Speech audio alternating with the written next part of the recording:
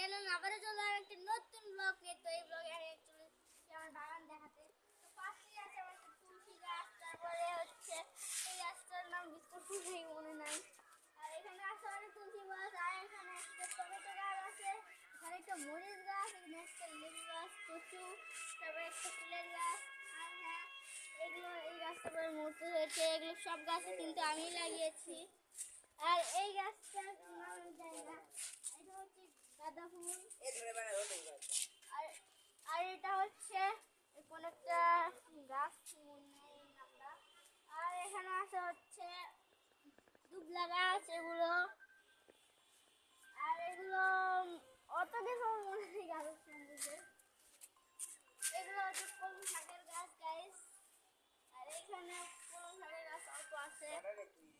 আর এইখানে আছে কচু গাছ, এইখানে আছে তুলসী গাছ। তো তো গাইস, এই ছিল আজকের ব্লগ। তোমরা সবাই লাইক করে দেবে, সাবস্ক্রাইব করে দেবে। তো আজকের ব্লগটা এই পর্যন্ত থাকলে,